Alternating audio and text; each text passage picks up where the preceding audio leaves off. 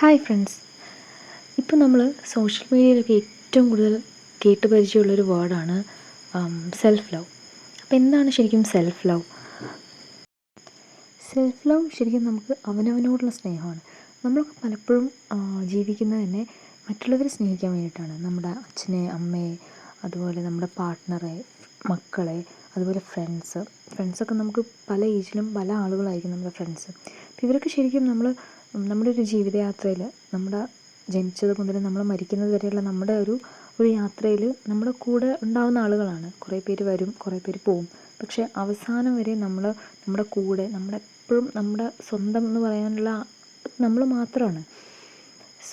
അപ്പം നമ്മുടെ ആ ഒരു വിഷമങ്ങൾ, നമ്മുടെ സന്തോഷം, നമ്മുടെ സങ്കടം, നമ്മുടെ എല്ലാ ഇമോഷൻസും ഏറ്റവും നന്നായിട്ട് മനസ്സിലാക്കുന്നത് നമ്മൾ തന്നെയാണ്, മറ്റാരൊക്കെ കൂടെ ഉണ്ടെങ്കിലും.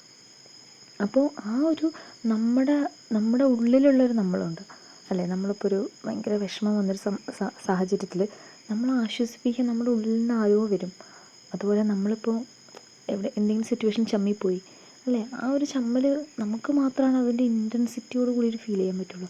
ആ ഒരു ഇന്നർ സെൽഫ് നമ്മൾ ഇഷ്ടപ്പെടണം, സ്നേഹിക്കണം, ലാളിക്കണം, കൊഞ്ചിക്കണം. അല്ലെങ്കിൽ അതാണ് ശരിക്കും സെൽഫ് ലവ്. നമ്മുടെ ഉള്ളിലുള്ള നമ്മളോട് നമുക്ക് തോന്നുന്ന ഒരു യഥാർത്ഥ സ്നേഹം.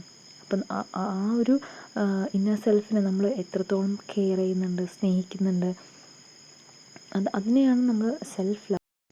അപ്പോൾ ആ ഒരു ഇന്നർ സെൽഫിനോട് തോന്നുന്ന ഒരു സ്നേഹമാണ് ശരിക്കും നമ്മുടെ ഒരു സെൽഫ് ലവ് എന്ന് പറയുന്നത്.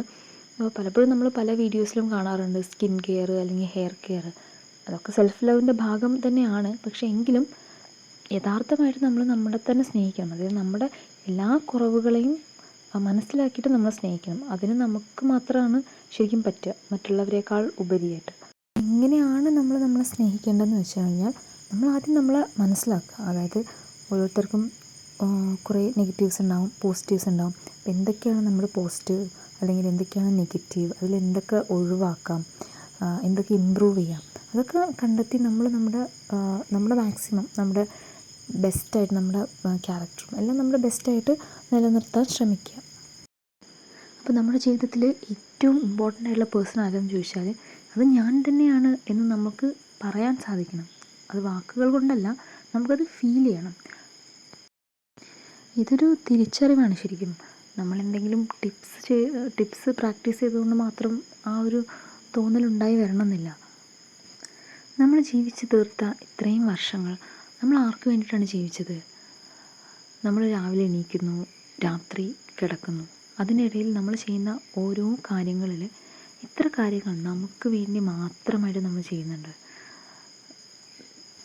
നമ്മുടെ എത്ര കാര്യങ്ങൾ നമ്മൾ മറ്റുള്ളവർക്ക് വേണ്ടി മാറ്റി വയ്ക്കുന്നുണ്ട്.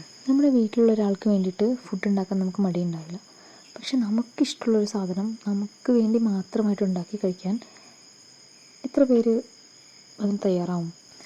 അപ്പം ഞാൻ ഇത്രയും ഡീറ്റെയിൽ ആയിട്ട് പറയുന്നത് നിങ്ങളൊന്ന് അനലൈസ് ചെയ്ത് നോക്കുക. നിങ്ങൾ കഴിഞ്ഞു പോയ ഇത്രയും വർഷങ്ങൾ, ദിവസങ്ങൾ അല്ലെങ്കിൽ മണിക്കൂറുകൾ നിങ്ങൾ നിങ്ങളുടെ ഫിസിക്കൽ അല്ലെങ്കിൽ മെൻ്റൽ ഓർ ഫിനാൻഷ്യൽ ഏരിയാസിൽ നിങ്ങളുടെ ഹാപ്പിനെസ്സിന് വേണ്ടിയിട്ട് എത്രത്തോളം സ്പെൻഡ് ചെയ്തിട്ടുണ്ട്, നിങ്ങളുടെ എനർജി നിങ്ങളുടെ സന്തോഷങ്ങൾക്ക് വേണ്ടിയിട്ട് നിങ്ങൾ സ്പെൻഡ് ചെയ്തിട്ടുണ്ടോ?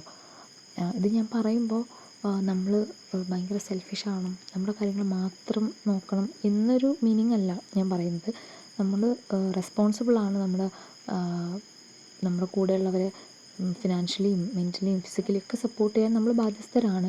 അറ്റ് ദ സെയിം ടൈം അതേപോലെ അല്ലെങ്കിൽ അതിലേറെ നമുക്ക് നമ്മളോടൊരു കമ്മിറ്റ്മെൻ്റ് ഉണ്ട്. അപ്പോൾ അതിന് വേണ്ടിയിട്ട് നിങ്ങൾ എത്രത്തോളം എഫേർട്ട് എടുക്കുന്നുണ്ട്?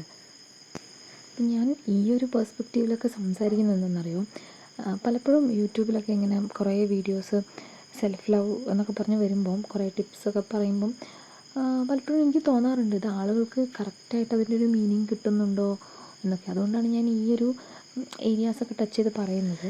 ഇതെൻ്റെ ഒരു വേർഷനാണ് കേട്ടോ, നിങ്ങൾക്ക് മനസ്സിലായെന്ന് ഞാൻ വിചാരിക്കുന്നു.